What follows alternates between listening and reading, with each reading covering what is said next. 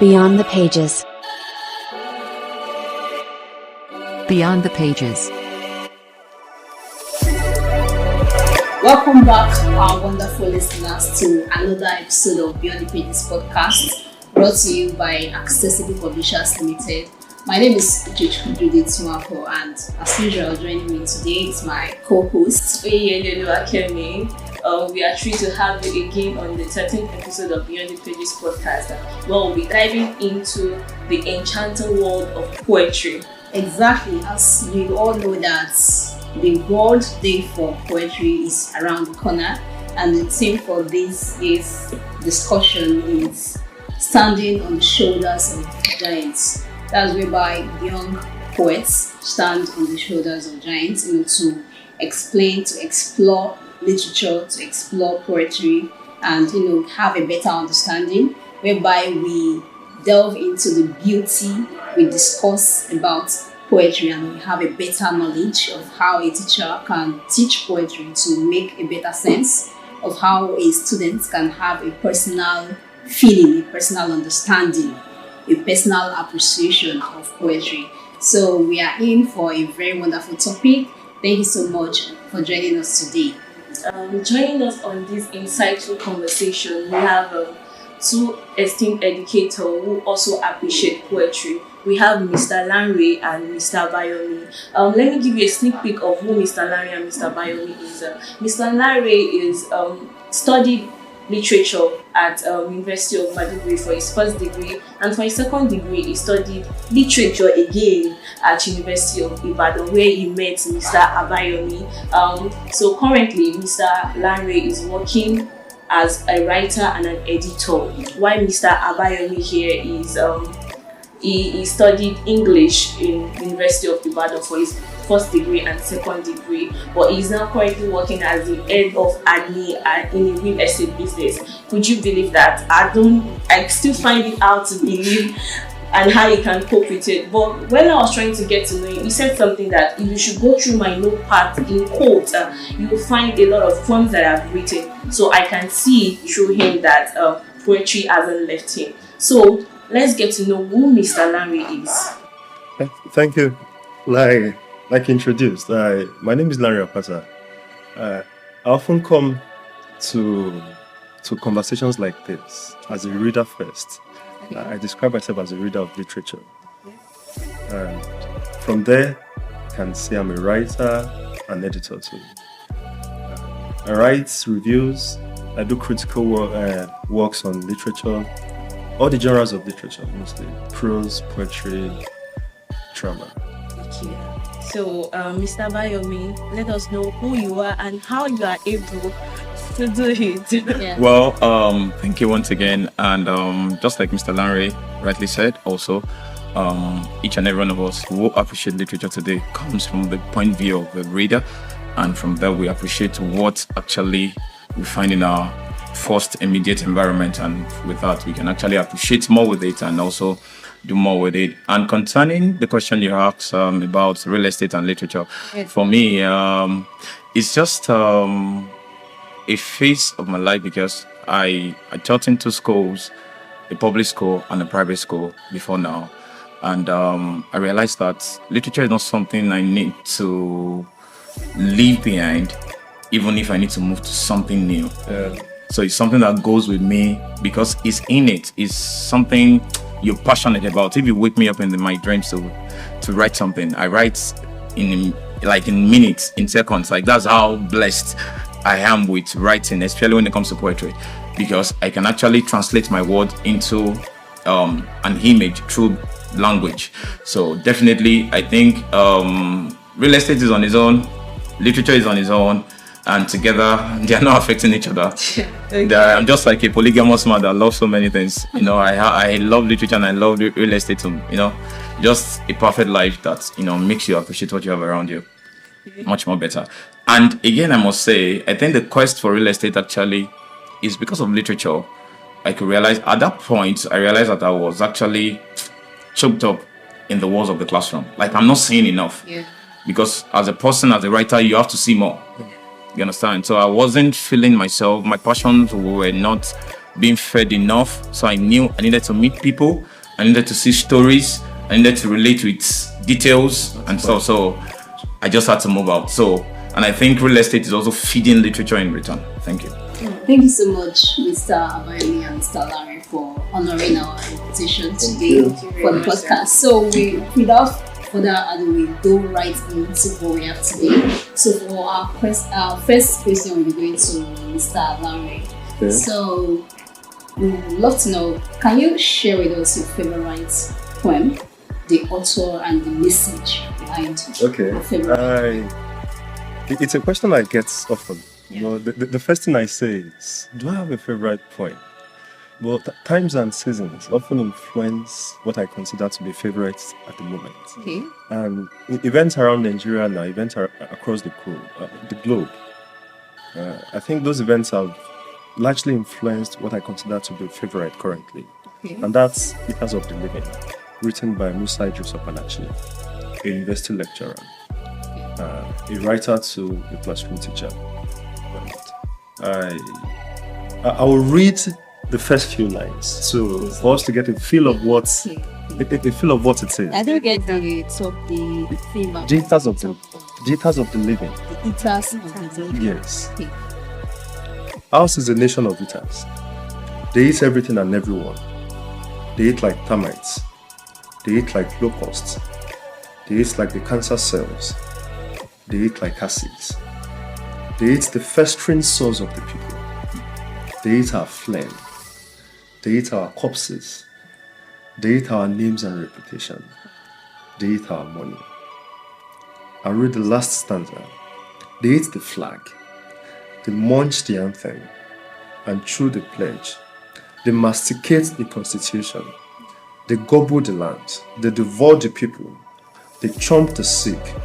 They gnaw at the country. They crunch the stones. They grind the iron and gulp the rust.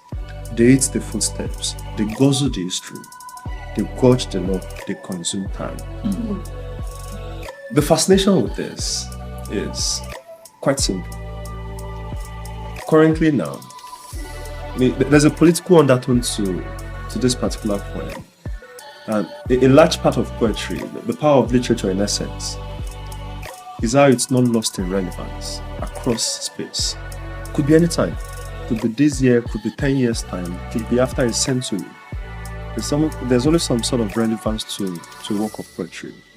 And this was written in 2004. But it's 2024 now. 20 years. That's a very long time. And there's still some sort of relevance. A large part of this speaks to events today. Why? There's a political class now doing little or nothing about the downtrodden. So Musa Opanachi is trying to say this. These are people that are eating everything we claim to be ours. Our commonwealth. Our flesh. And my fascination with this is the power of the imagery. The imagery are so powerful that you could vividly picture things and imagine, oh, this is what this person is saying. And the relevance cuts across the country, beyond Nigeria now. We have similar realities across in other countries. In the Caribbean, West Africa, look at what's happening in Palestine, everywhere now. So the relevance of poetry for me is the power in it. It's powerful enough to make advocacies, and beyond advocacies, to reflect current events. And why do we say it's poetry? It sounds sonic in a sense. There's rhyme, there's rhythm, there's this cadence too. So poetry helps you evaluate while enjoying the flow of words, but you at the same time evaluating.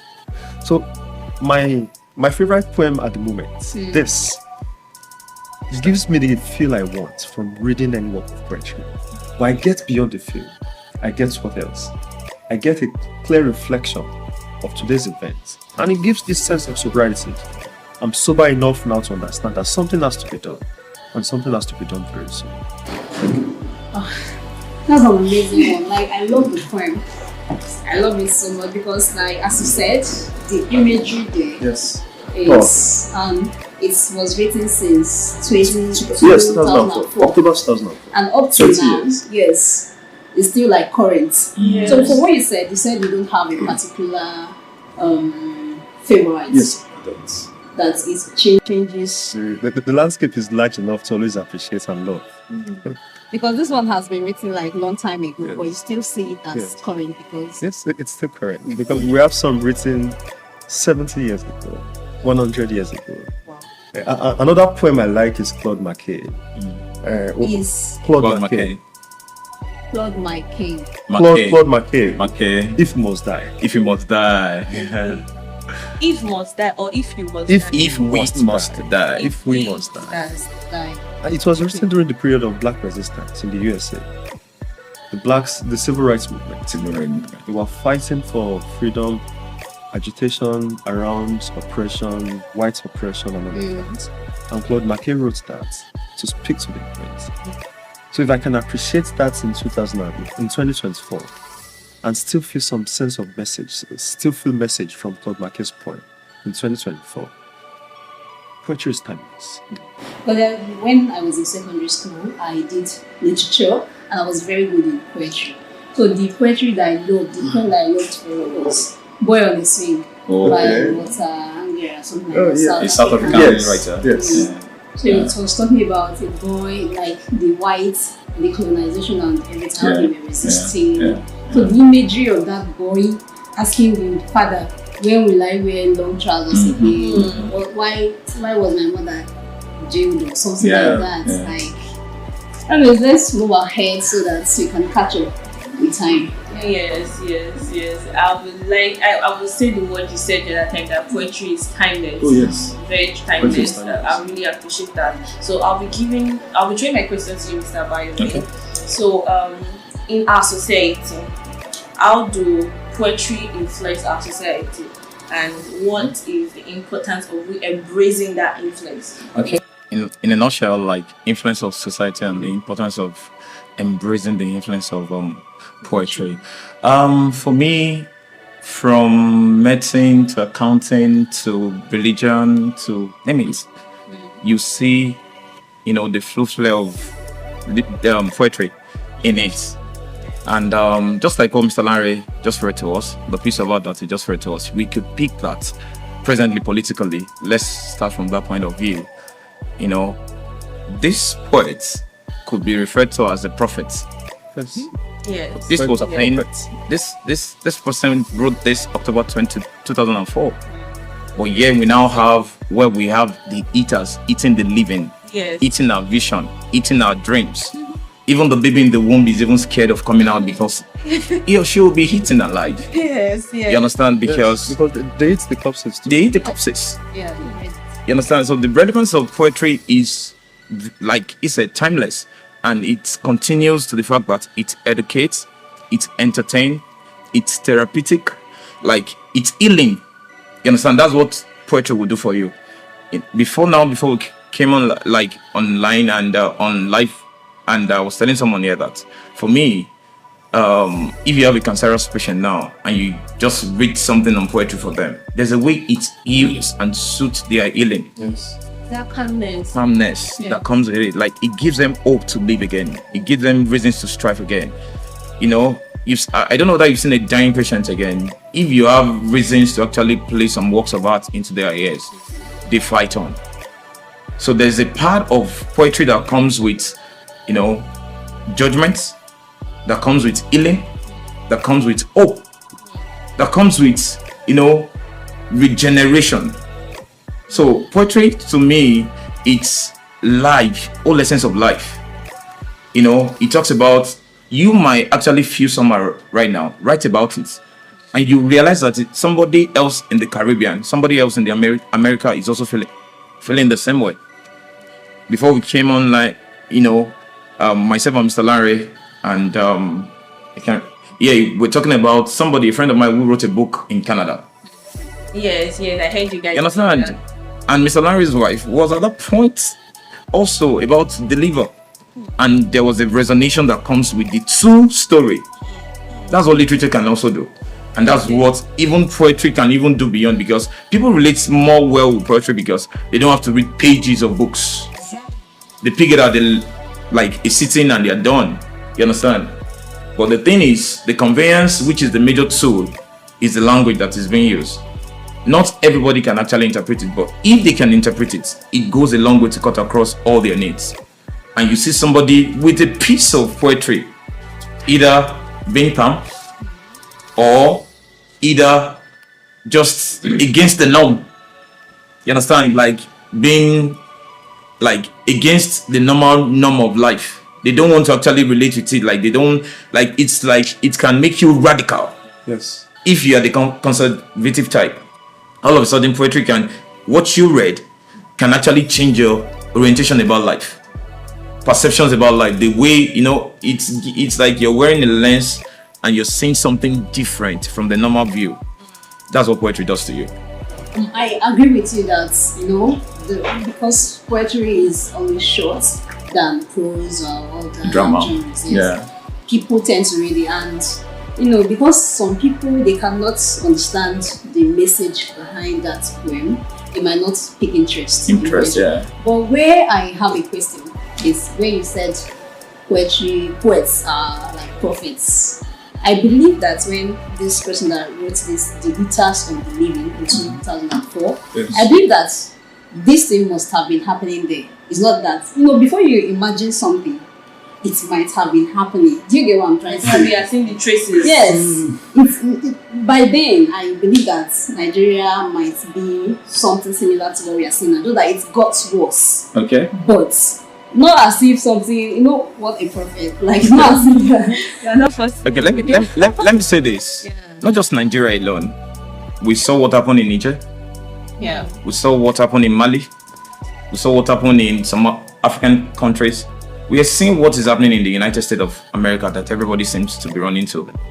Even the UK was the writer in all of these places at the same time. But the message is still relevant to the society. So that is the work of a poet. They look ahead. The power of foresight is so powerful that they see beyond the normal. Yes. Just an inch or an iota or an atom of the event can give them a clearer picture of what to see in the next. So it's more or less like, you know, just like the days back at school when they tell us about escapism. You know, when some of these poets had to take some drugs back then to escape out of this world. To move into into an higher realm of, and what they write when they come back to their normal senses is very relevant to what is going on. So these ones don't have to actually take anything, but an iota of the events that happened has actually taken them further beyond what an ordinary man who doesn't wear the lenses of poetry will. And I think in addition to what he said, he said poets are prophets. Yeah. Absolutely correct.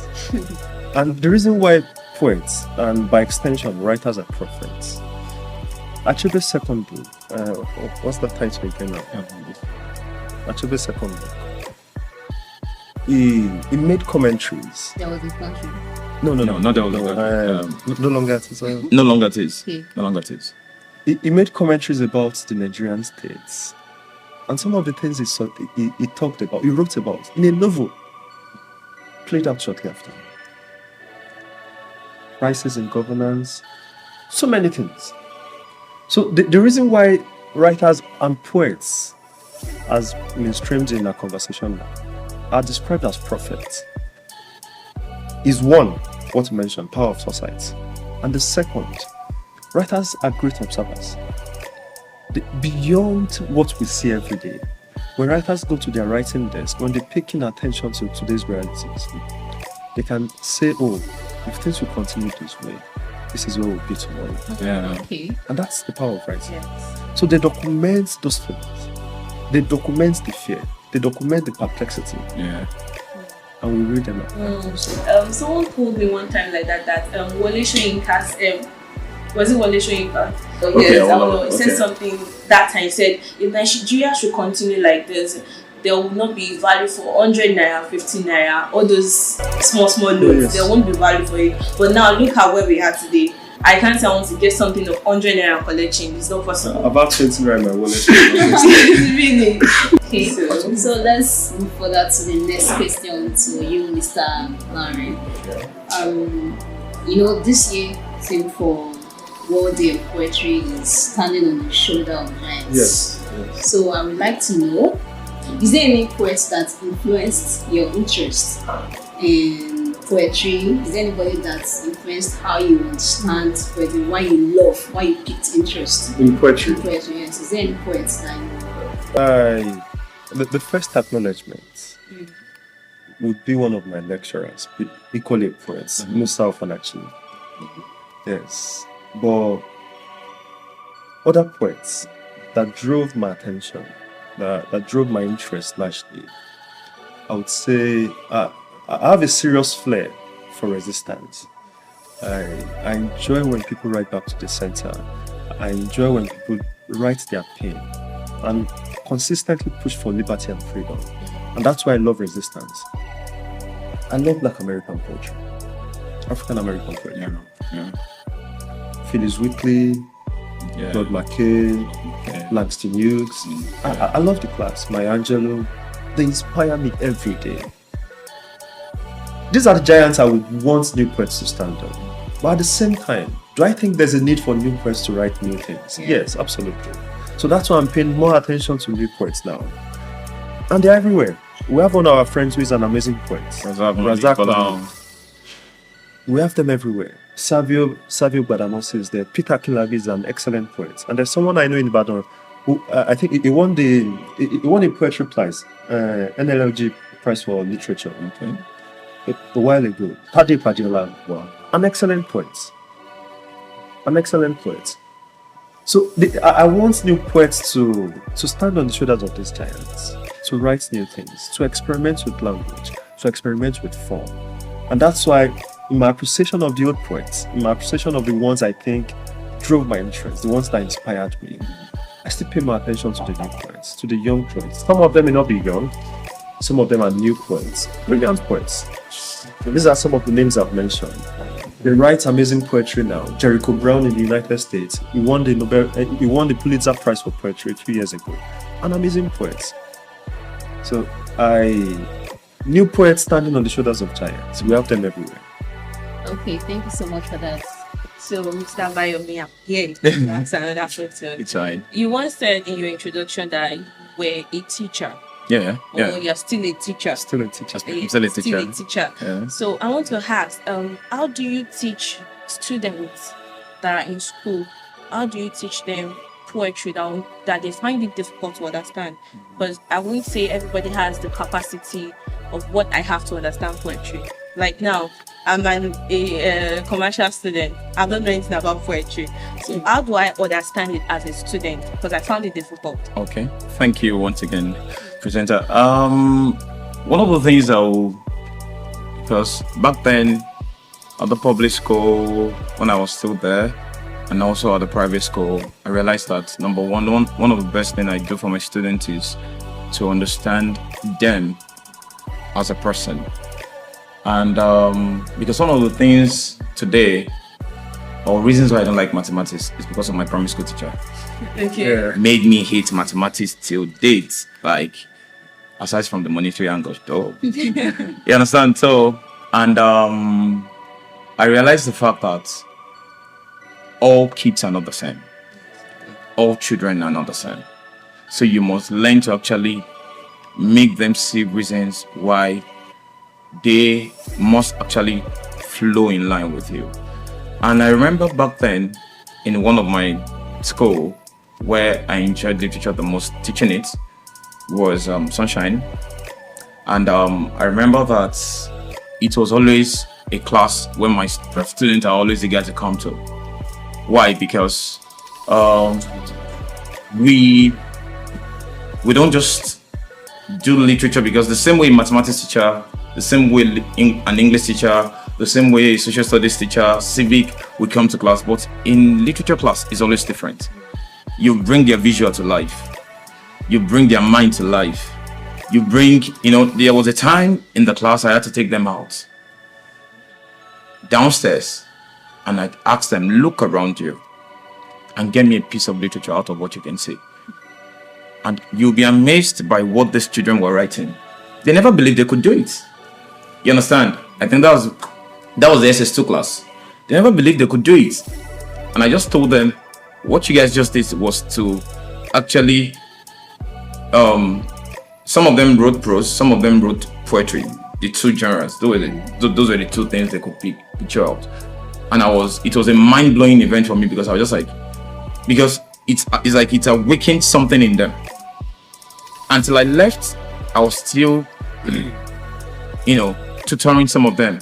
They submit their works and they bring it to life. So for my students, most of the time, the best way to actually teach them is to get them their text. You must see the letters.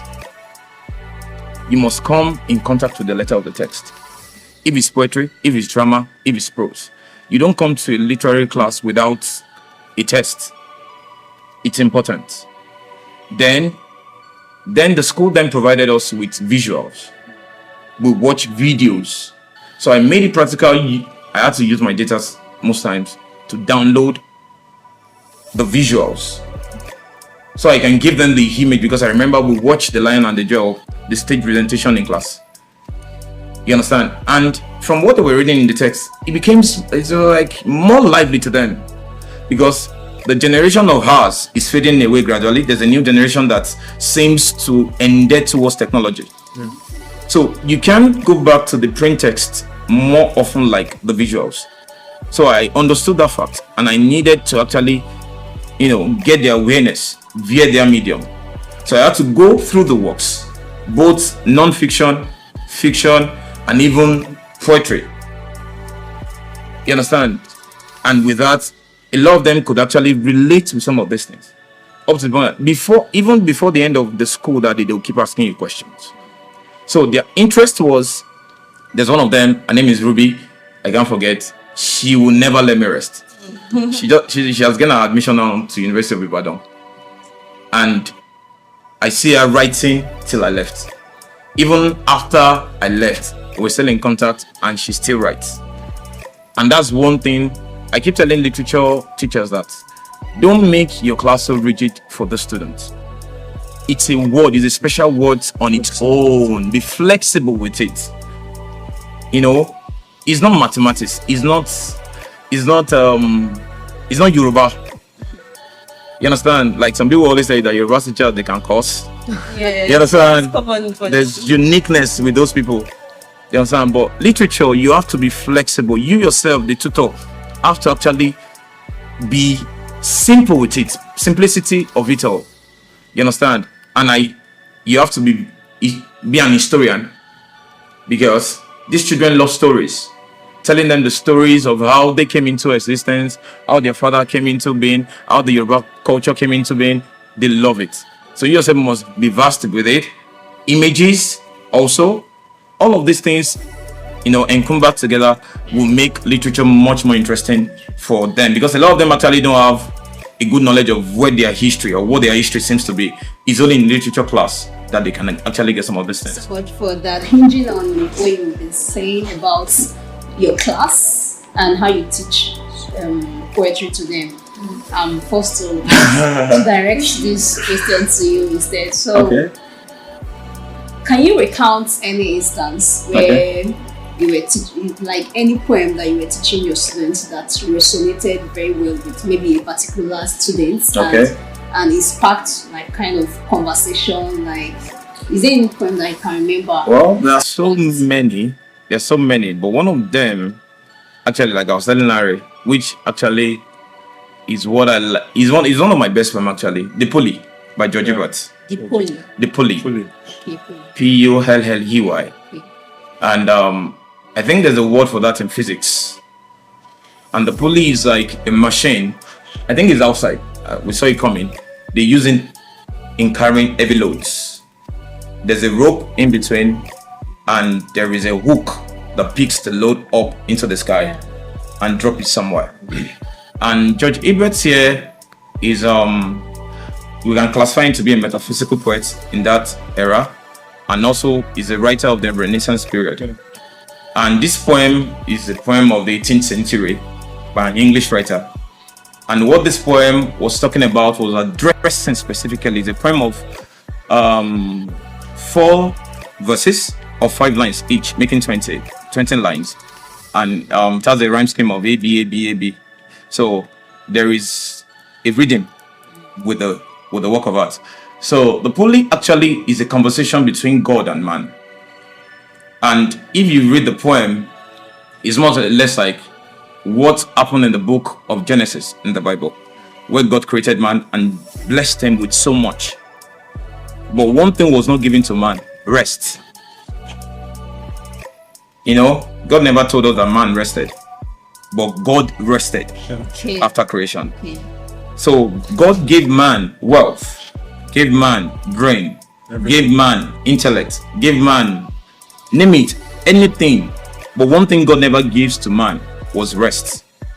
And the whole essence of that is because if they see that as the ultimate, they might not return back to God.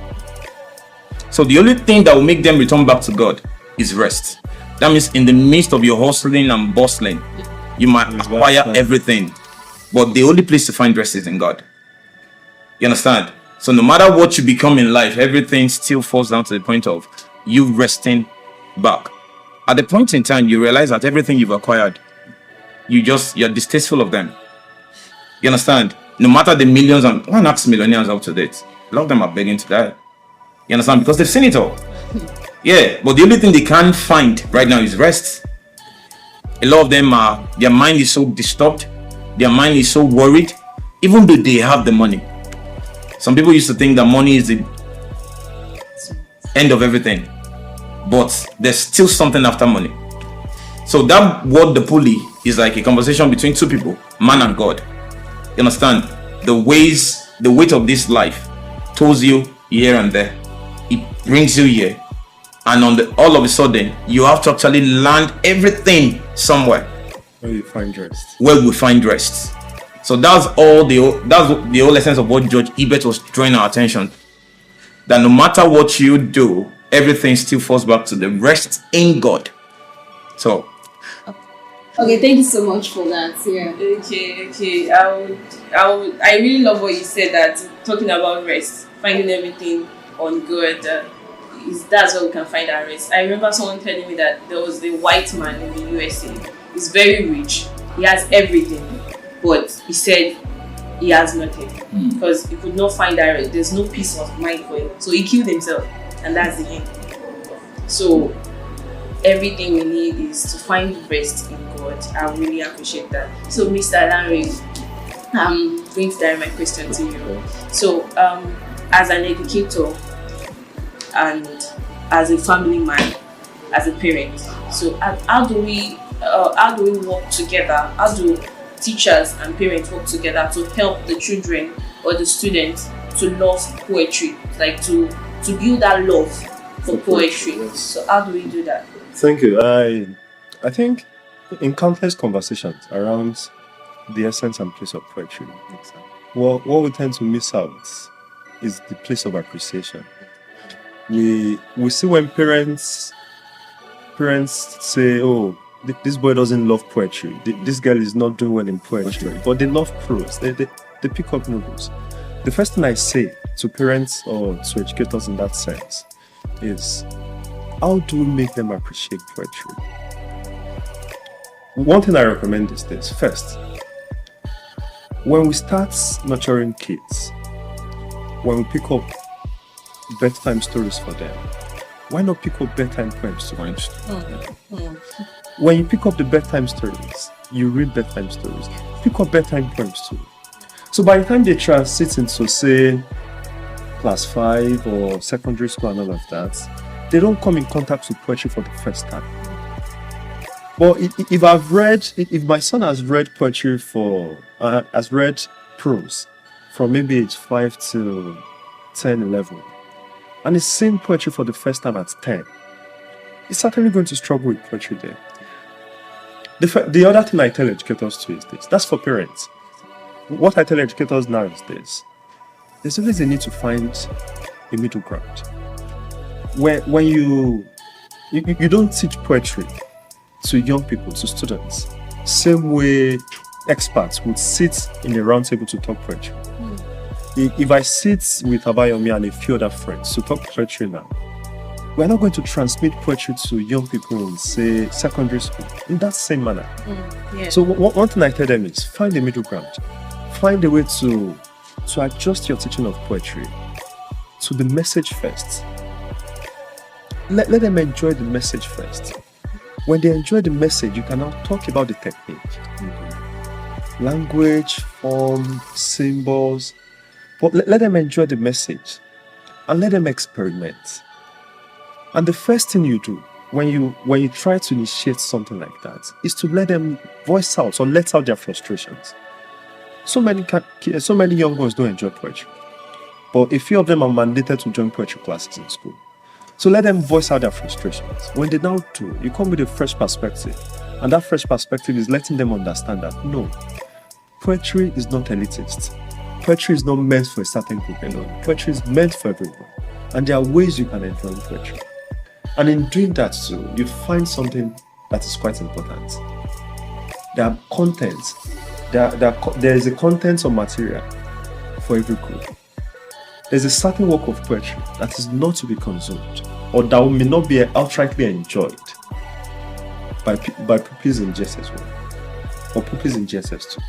So when you teach them that form of poetry, if they are coming in contact with that form of poetry for the first time, or that's their first contact rather, they'll struggle.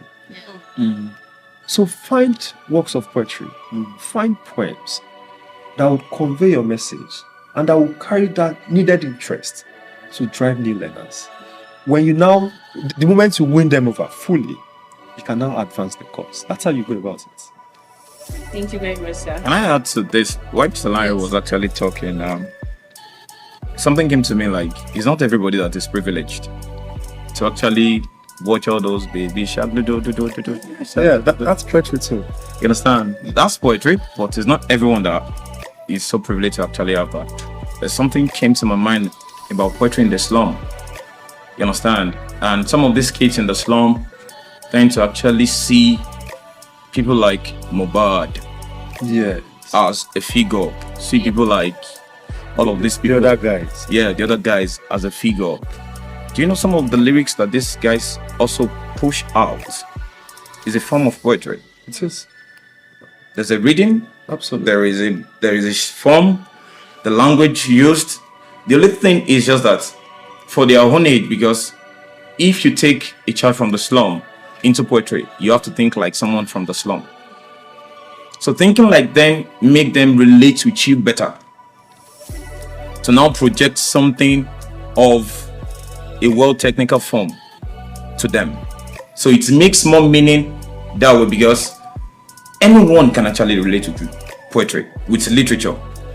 No matter where you're from, privileged or less privileged, as the case may be, you can relate with. Because during our master's class, we had a lot of us that, it was a class where we have, the dimension of the rich, the middle-aged, and the poor. And you realize that people writing right now are those who are less, like they are not from a very rich home. And when they write, what they write from their source, from their foundation, from their roots, is so deep. Razak Malik Bolan is a son from Iseyin. I know his story. And if this boy picks his right, you could see the affairs, the depth of his environment in his writing. But yet today is somebody is known all over the world, is in the US. Yes, I'm only trying to say that even from the slum, appreciation of poetry is deep. The only thing we need to do is to make them stand on the shoulders of the giants, like you said earlier, that they can actually be this. So instead of taking those words in those songs which are not so good or uncensored or not so well for their kind of person, we can actually also encourage them to see the better part of it. Because it's something a lot of them would like to do. It's an interesting thing, yeah. You have their interest Pattern towards something better than that. You understand? That's why I said that sometimes it's not a thing of, just for the rich. It's for all. It's not elitist at all. Yeah, it's not elitist. It's for all. As long as you are your sense is so relating with your environment. The thing we need to do with any child, with any mind, is to actually reawaken your mind towards appreciating your environment first. Then to appreciate literature or poetry will be much more an easy thing to do. And I think to what he said, something came to my mind now. If new names or new voices or young readers now will stand on the shoulders of giants, something is important.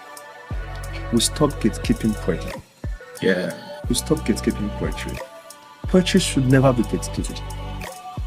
The fundamental to doing that is to know that for those that are not so privileged now, what do you do for them?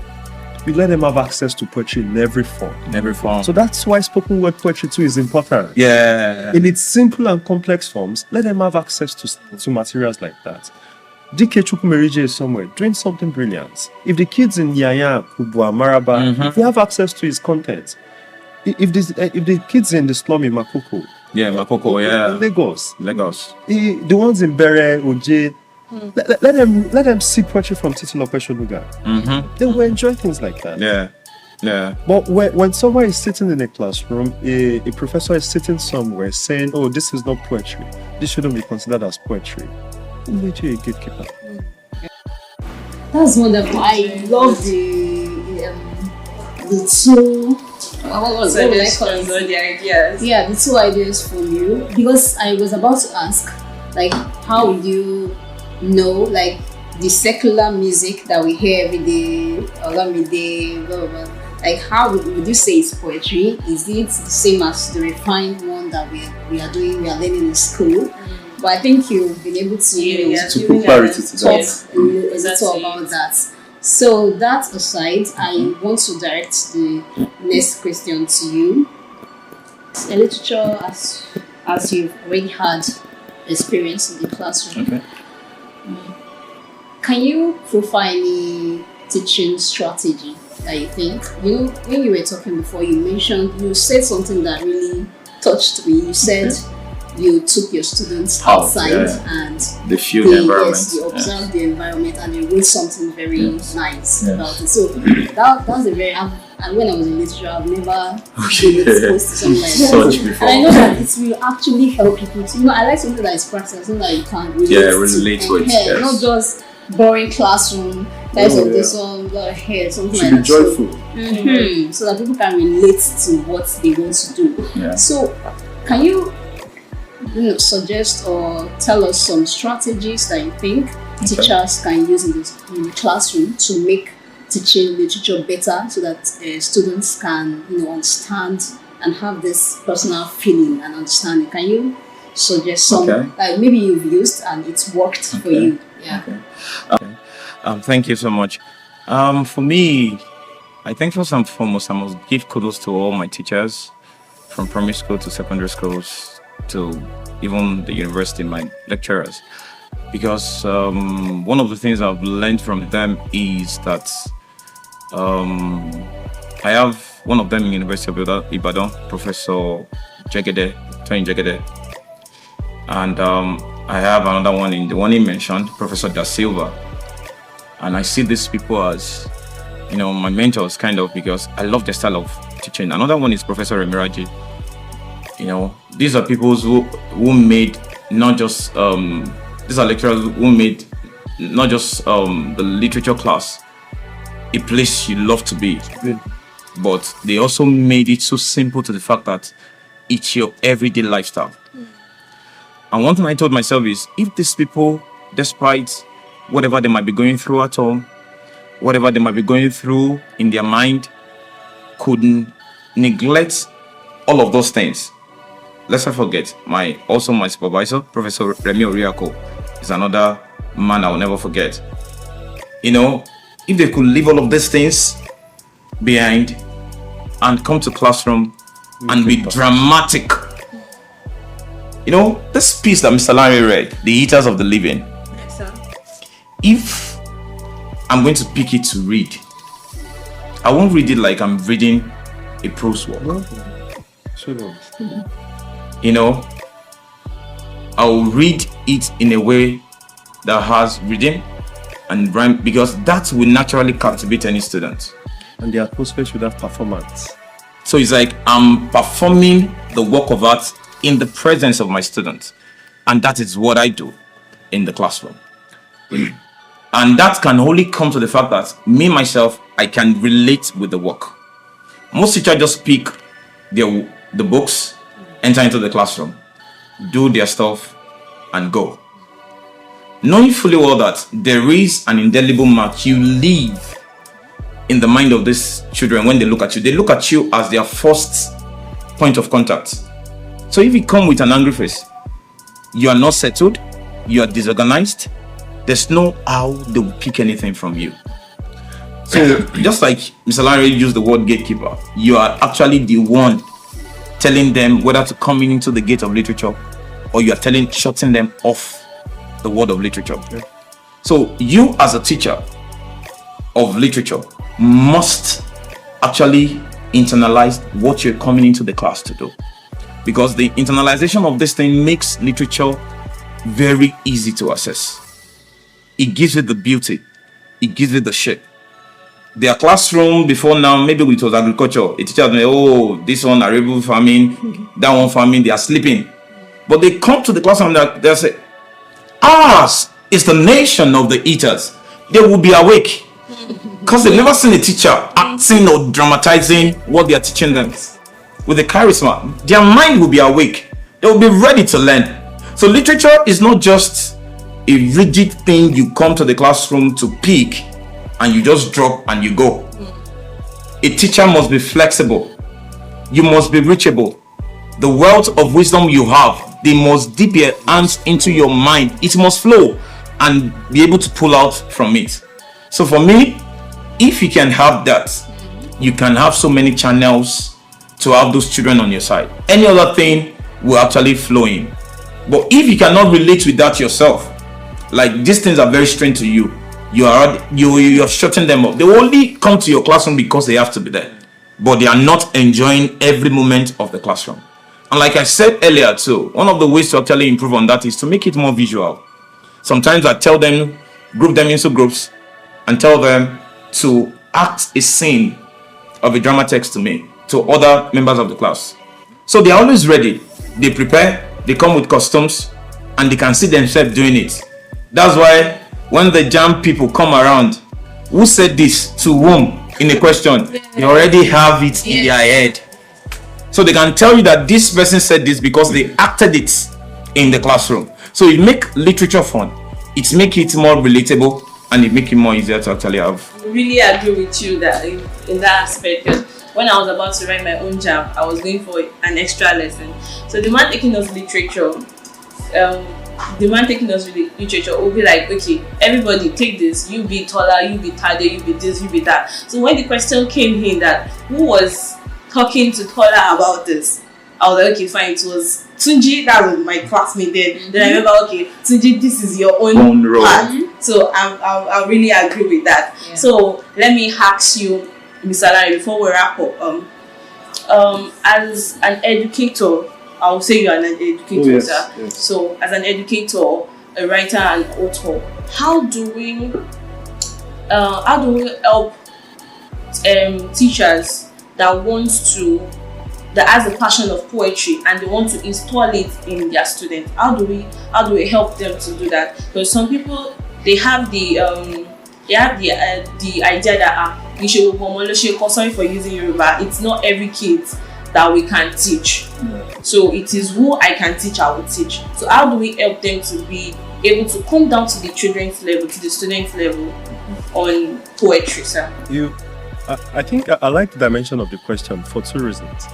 We often push the arguments for teachers. And I think I'm not apologetic about it. Not everyone in the classroom is a teacher.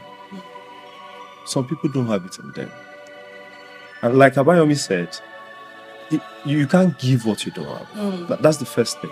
So when you now figure that, oh, I have this, or there's a need to instill it in my students, two things are quite important. The first is democratization of access. For all genres of literature now, I think I'm arguably right in a sense to say poetry is the most underfunded. I'm not sure you go to any proper school library now, and the section for poetry, it's going to look like a skeleton. That's right. Certainly going to look like skeleton. Even when they have very lovely works of prose. So access to poetry should be democratized in such a way that teachers themselves have copious materials to work on. When you don't have new names, where even the old ones, you don't have them as much as you should, you can't teach them. You can't. There are new styles and techniques to play around with, to experiment with. Or you don't have access to materials like that. The work of poetry itself and the academic work backing such subjects. So access to poetry should be democratized. And the second should be funding. To improve poetry, there's a dire need of funding. People interested, investors, governments should fund poetry. Let poets have access to grants so they can produce quality materials, scholarships for poets. Say, if you should do a Google search of literary awards now, you'd have, when you see 10 awards, 7 most likely for essays and prose, for prose, fiction and non-fiction. How many of those things do we have for poetry? For poetry. So that's why every day there's the body of poetry is looking quite lean now. Yeah. Very lean. Yeah. And it's getting leaner. Poets write now and they make applications for scholarships, for grants, for postgraduate studies. And you see in a few cases, prose writers get picked. When I publish my work of poetry now, say a publisher sends out 1,000 copies. I may not sell 1,000 copies in 1 year. I may not. So what's the incentive for the poet? What's the incentive for the teacher? There should be some system of reward. So I feel funding should be worked on. And funding, in a way, would equally impact access. When it's properly funded, when I go to Berea and I see that there's work of poetry somewhere, when I have the money to organize a poetry festival in Ibadan, and I can pull up kids from every dimension, from every corner of the city, come to this poetry festival, let's talk poetry, let's have people perform poetry. That's how to democratize access. But when I don't have the resources to do things like that, when in one calendar year, the boy in Berea or the boy in one of the top schools in Ibadan, they don't come in contact with proper works of poetry in one calendar year. And the only poetry they do is the sonnet they read in class. And they've not gone to any of the bookshops to buy a book of poetry. And the few times they go to bookshops, they say, oh, in the section of poetry, we don't have new books. So access should be democratized. Teachers should have access to new works of poetry, to academic works on poetry. And the students too should have access to more works of poetry. Investors, governments, and other interested parties should do a lot about funding too. Thank you. Thank you so much for the insights, for everything, Mr. Lanre and Mr. Abayomi.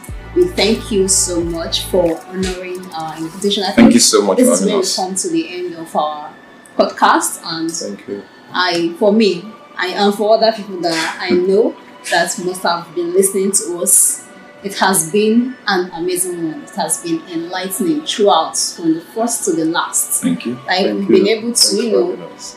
ignite that Passion love, again. the passion for poetry. And I love the way that like you bared your mind, like you're able to talk from personal perspective, and you carried us along, and we've been able to learn a lot. Yes, sir. We want to thank you so much You're welcome. for honoring our invitation and Thanks for answering having to all us. our questions. Thank you so much. Thank you. So thank you once again, our lovely viewers, for having us again on Beyond the Pages podcast. So I have a task for you, our listeners. I want you to tell a friend to tell a friend or to tell a friend to subscribe to Beyond the Pages podcast. Thank you very much and have a good day.